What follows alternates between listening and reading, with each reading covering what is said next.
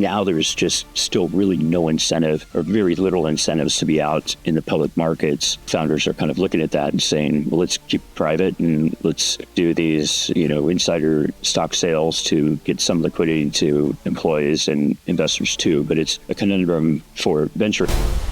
Welcome to a new episode of the Unicorn Bakery. Today's guest is Kevin Hartz for the second time on the show. And Kevin and I spent some time in San Francisco talking through many of his life's work and thesis and how he's investing, but also building companies. Therefore, if you want more context, like the quick rundown is founded Zoom with an X, sold to PayPal, founded Eventbrite, and then invested in companies like Uber, DoorDash, PayPal, and many others. So amazing investor, amazing builder, now building Sauron, and therefore, and A-Star, always something to mention and not to forget. And I asked Kevin for a spontaneous recording on, hey, how do you as a builder and investor think about 2025? What are the theses and bets that you're making? Because you're bringing together two perspectives for a long time, and therefore it seems like it worked out for the last decades, how you make theses for yourself, and I would love to share them with the rest of the founders out there. So Kevin, thanks for joining. Fabian, thanks for having me back here. I mean, I will just say at the high level, really what's important here is that you can only really count on things changing dramatically. We certainly have some segments that are going to continue to expand at a breakneck pace, generative AI being the kind of poster child for this, but other areas as well in defense tech and crypto and others. But when I put my investor hat on, I'm looking at the earliest of stages, and we're looking at those are companies that are in many cases not even formed yet. And I'm interacting with founders that are telling me how they see the future and in a particular way. And so, I won't venture to make certain conjectures in certain areas of what direction AI goes or so on. I certainly, in my own area of Sauron, which is a home security business, know that we have this privatization effect happening in law enforcement and technology that's been used in other areas being applied of what we're doing in the case of Sauron.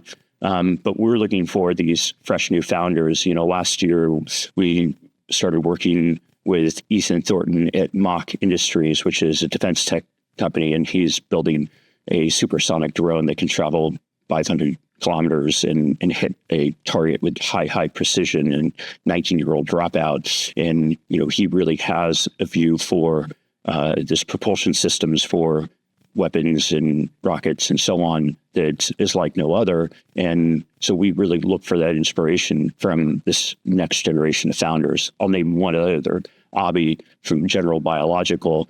He is taking fermentation processes to usurp or to trade out the old way of making these industrial chemicals, petroleum-based chemicals, with fermentation-based. And this is now coming into a manner that can be done economically, and it's quite exciting. And as you hear from that, those are two companies that are not AI centric at the core. They, of course, in many ways use generative AI or have systems employed.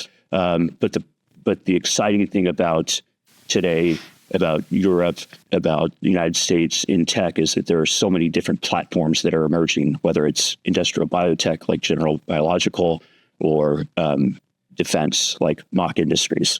Do you have a thesis on the industry that might lose the most in 2025? Just because you mentioned some that might rise that are not the specific AI. Well, it's pretty clear that a lot of BPO work is going to be going away. And for those that may not be aware of this, there's something called business process outsourcing, and it's kind of a funny acronym for just people doing a lot of busy work behind the scenes of checking documents and affirming notes and transcriptions and things of this nature. And there's a massive industry, a lot of it in different parts of the world, that certainly is like the low-hanging fruit of the AI boom. But then you switch to where something like Eventbrite is today with our customer service chat. That's all done via a company that A started back called Decagon. And Decagon is AI customer service. And so all of a sudden you see the thinning of the number of seats in a world that, the old stalwarts, Zendesk and so on would really thrive at getting so many licensed seats for CRM software. You now have one seat effectively. So it just kind of radically changes the business model and radically changes the need to have, these call centers full of people. Before we go into the tactical things that I could use while thinking about the exact strategy, let's zoom out as far as possible and look at the biggest changes happening in 2025, which one of them is definitely Donald Trump taking over the White House again. And then taking over is the right expression for that. It's kind of like a hostile acquisition. But I'm excited for it. I'll tell you that. I'll say that publicly. It's a really exciting sea change to see. And so, I interrupted you, so I'll let you finish. All good. The question that I had is from a US perspective, what do you think are the biggest, or are there changes happening due to change in government? And then also in the long tail that we have to talk about, how does this affect, for example, companies that start in Europe and want to expand to the US and all the implications? But first of all, what are the biggest changes that founders have to think about when we think about the change of government? I think it's great for founders, unequivocally. Like over the last couple decades, we've just creeped in different mechanisms of bureaucracy into the company creation process and getting a product to market in all these different areas, and it's just become overbearing. And there is a revolution in this sense in the United States of people saying we're sick of that. We want to see the government move quickly, and thus you see the new government coming in, the Trump White House, really full of entrepreneurs that think like us and will act like us and will really drive forward with a lot of great change. And so we should kind of welcome that kind of change, because what we expect is things to be a lot smoother. So, for example, the regulatory regimes around crypto is kind of the obvious area, but if you can just allow people to build unencumbered without all the friction that they had before, that's really going to, even in absence of our zero interest rate environments now, that's really the best thing you can do to help grow the economy.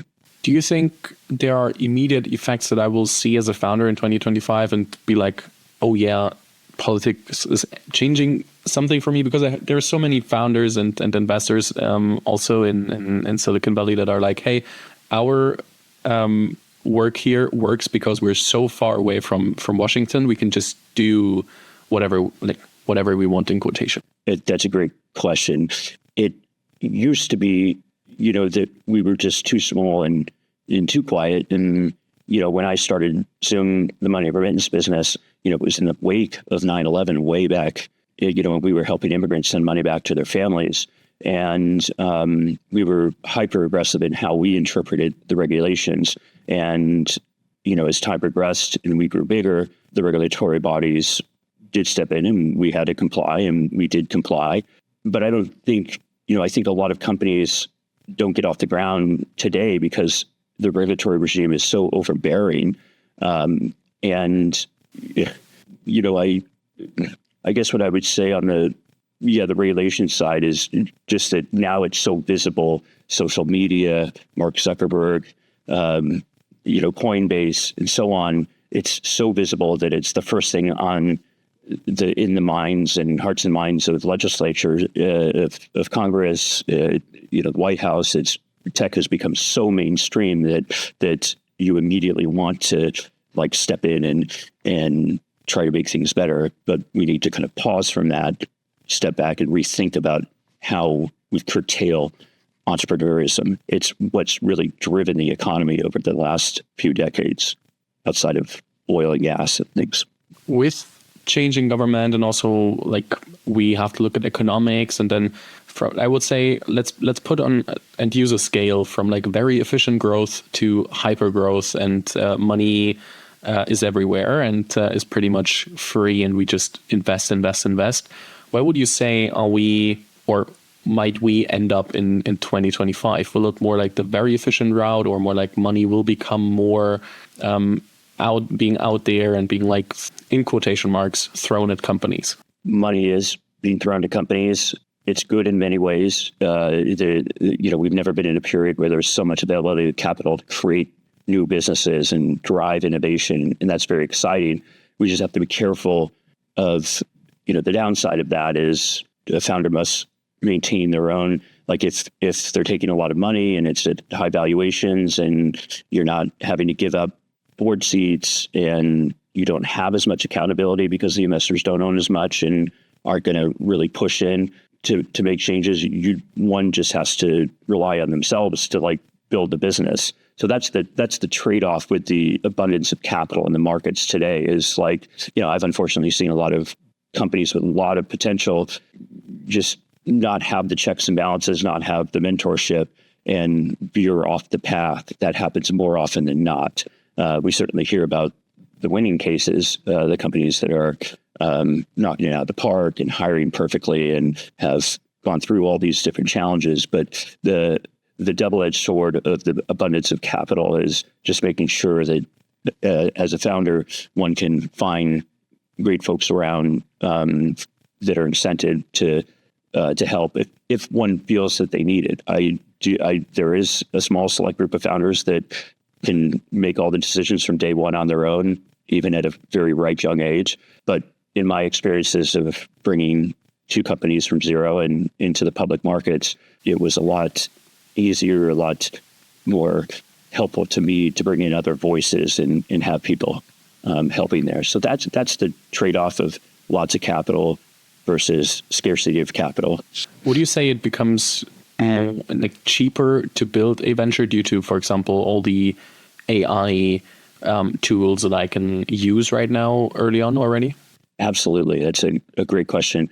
A number of years back, a friend of mine, Max Lebshin, posted a piece on, when will we have the first one-person billion-dollar company? And it must have happened. But, we have so much infrastructure now. We have all these different ways to obfuscate all the things. In the 90s, you used to have to carry servers into a co-location facility and set them all up yourself. And everything's being obfuscated. All these different services allow you to really focus on the core part of your business, and they can be done insanely capital efficiently. That's one way to approach a business. I would say that was more in the kind of like Zoom and Eventbrite. We were trying to create like a perpetual motion machine in a sense that can just kind of run on its own. That in the case of Eventbrite, you can, as a event creator, go to Eventbrite, create an event, list it, promote it, sell tickets, and the whole thing. And nobody really needs to be involved. It's all engineered and it's all self-service and automated. In the case of the business I'm building today, Sauron Home Security, that's a combination of hardware, software, services, people. It's a complex business that in that case, the challenge is the complexity of the business. It also makes it hard to replicate, but that's a business that will require more capital than say some of the AI businesses building atop of Anthropic or OpenAI. Does this also mean that when we look at, like, let's say the more typical software company, does this also mean that you as an investor think, hey, I can give them less money and expect the same outcome that I did like 5 years ago? I hope that's the case. We all hope that's the case. I think that it's really the founder that should decide or should, and maybe in consultation and so on, of how much capital to take on. You don't want to overcapitalize the company, but you don't want to end up in a tough spot where the capital is low and you're forced to raise, because that puts you in a position, on your heels, on your defense. And so managing, the capitalization of your business is very important, and it can be done with less capital. But I just see out there when rounds are being done that founders, are, especially since the valuations are higher, are adding some amount on, just to, and thus experiencing the same dilution, I think is where you're maybe seeing that happen the most. I mean, the other side could be I give them the same amount of money and just hope that or expect is like the same, like more outcome linear in linearity to how much money I gave them compared to what it was and what the buying power was like 5 years ago, for example. Yes. We always have to remember that, in startups, it's very hard. And then the majority of those will, not make it. Like I had mentioned a company called Decagon that we backed, Ashwin Srinivas, the co-founder. He was at Palantir. And then I backed his company after he left Palantir, didn't make it, supported him with his next company, didn't make it, started Decagon, really took off. So I think like one, you just have to remember that, most of these companies like don't go on. But in the case of the companies that do endure, that do sustain growth and break out, they are able to do it with relatively less capital. How do you think the M&A and IPO market will develop in 2025? It was quite dry during the last years. We saw 2024 a smaller uptick again and had the first IPOs again and M&As again that were significant. What do you think? How does 2025 turn out? I think we just unfortunately can't rely on that on IPO and M&A markets. There's not much incentive to go public. I used to always point out with this quote of John Doerr's from the 90s is 6 quarters of increasing revenue growth and the company should go public. Like, so there was a period of time where companies, you just get pushed out of the nest and companies were going public on a more frequent and earlier basis. And it's just gotten later and later. And now there's just still really no incentive or very little incentives to be out in the public markets. I'm obviously tainted with, it's been a little bit of a rough ride with Eventbrite, which is cash flow positive, 350 net revenue, did something like $5 billion in tickets. And as a public company and the stock's down quite a bit. And so I think, founders are kind of looking at that and saying, well, let's keep it private and let's do these, insider stock sales like a SpaceX or like a Sonos, if you remember that company used to do it. Just how do you do regular kind of stock sales to get some liquidity to employees and investors too? But it's a conundrum for venture investors. There's the exits are all kind of locked up, and on the acquisition side, oh my God, like it's terrible. Like Google, Meta, like all the companies that should be swallowing up, doing the tuck unders and so on, just aren't doing them. They're just not happening. And that's a lot of the regulatory regime of this concern of looking like a monopoly, and which most of these companies are monopolies. Let's not get it wrong. But so there's been very little on the M&A side as well. So that's bleak, but you build a great company and you'll have lots of options. And that's really, you have to look at your own individual use cases. Just you'll have many options as time progresses. From your perspective, what would have to change for the IPO market to become more attractive? One is that the market's shifted in a way that don't favor small caps.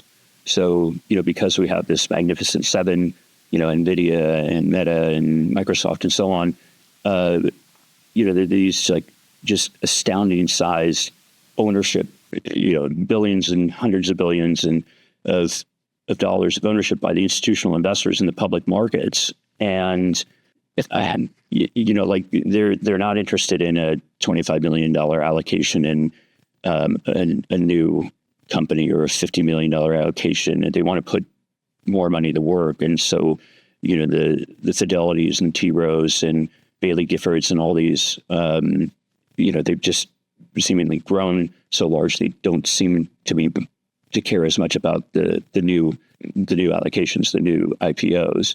And so it feels like there needs to be a new set of investors for that stage that wants to take that on. And I think it's a very attractive side, but it just doesn't work as well right now in the public markets. I think that's a very big one. The cost of going public and maintaining a public company with Sarbanes-Oxley, the regulations and so on, I hope those to get all reset because it's expensive to operate as a public company. That's another side of things that's pretty important there.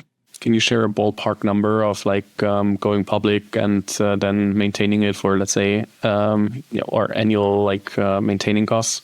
Knowing it changes, but from an Eventbrite perspective or Zoom, and compare that. Yeah, I don't want to misquote it. I want to be precise, and I don't recall exactly those numbers. Just that it impacts earnings.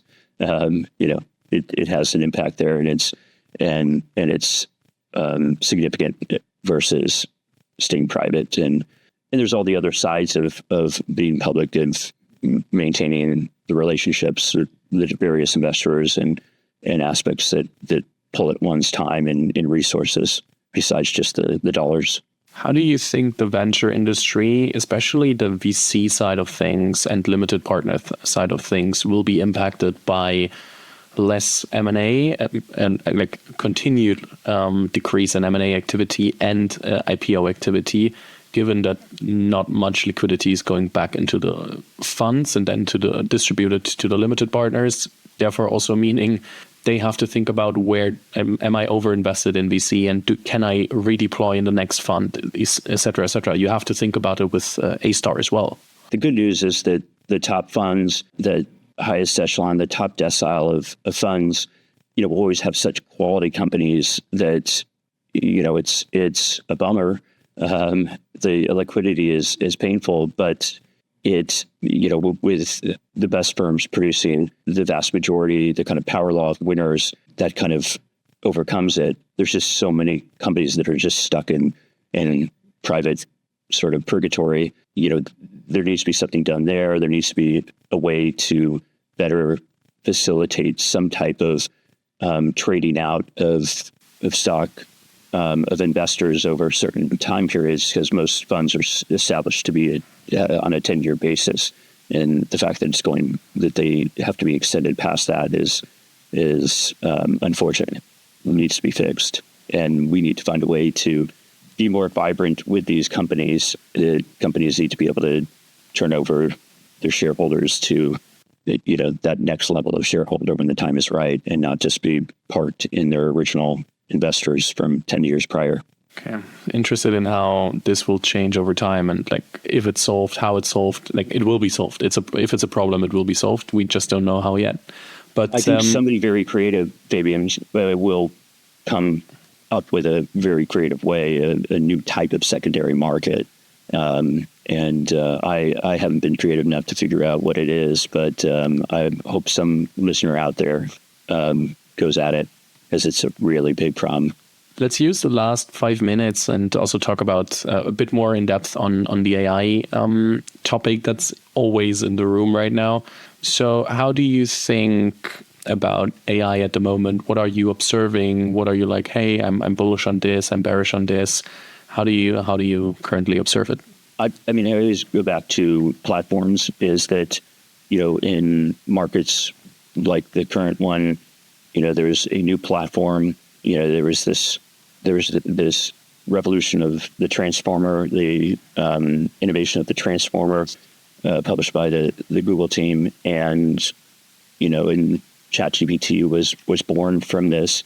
And we see OpenAI, we see Anthropic, we see Mithril in Europe. We see a number of now foundational model platforms for developers to build on top of, and that is what drives a really great venture cycle. Is a very great platform that it's just the sky's the limit. If you think about the different ways consumer and enterprise and SaaS and security that AI can be used, as we know, it's mind-bogglingly broad, and it's so exciting to see new companies come to us every day with new and thoughtful ways that we would never thought of. And so that's just such a healthy sign. And this comes out of, in tech, you have, in innovation, you had the Netscape browser and Mark Andreessen, launched, and the web internet first 1.0 revolution was launched, or you have the iPhone came out and you had apps like Uber and Airbnb, and all of a sudden, massive growth on that. This is just another granddaddy. This is the granddaddy of all platforms. The OpenAI platform, the Anthropic platform. It's very exciting. There's a lot of competition on the foundational model side, which we like because we want to see innovation, price checking, things not get too expensive for those that are building on top of it. And so we just have all the right ingredients for a very exciting 5 years. We're going to end up in a bubble. We always do. It's a mentor of mine, Dick Kremlich, explained capitalism is like a pendulum. It's always swinging back and forth. It's never just right in the middle in a kind of metered pace. It's always either boom or bust. And so we're swinging towards that boom stage, and then at some point it'll be overdone. But like the internet, there was a period where in the 2000s that Amazon was thought to be a fraud and a fake, and the internet was dead, and all this sort of stuff. And we know how big it is now. AI will live up to everything in its hype and more. It'll just appear in a different way at a different time period than we all thought. Do you observe, does the time between boom and bust get faster over time? So it's like more, does the pendulum swing faster or slower or the same pace throughout the years and decades? It's a great question. I think it does accelerate, and the reasoning is that just things moving at the speed of light. You have a more global audience. You have like tightened communication. So if you think about like some of the building blocks to the internet, Cisco created the router, and it took years, for that to all go into place, but it built the underlying pipes for, the internet and so on. And then, and so these phenomenon have come by and have taken time. But now as we build on top of these new phenomenon, I see it accelerating, and I see that as exciting. So, we might find some new area that we hadn't even thought of in 2025 emerge very quickly and much faster than we've seen of platforms in the past. I built on top of the PayPal platform. That was the platform that I, first really got my companies into orbit, Zoom, and then Eventbrite. And that was very important, that phenomenon. What would be your advice for founders going into 2025 as some famous last words? Founders out there should really have a thesis for their business and how the world will work over the coming years, and how their business will thrive in that environment, and then just stay firm to that. It's if you don't run out of money and keep driving forward with persistence, it's hard. Like there's a lot of ups and downs, but being persistent and going through like the times where it feels like everyone else is growing at hyperspeeds except you. It just takes time to set things up, usually for fast growth. But the persistence is the key part. Thank you, Kevin. Thanks for sharing all your perspectives. Thanks, Fabian. Enjoyed being on.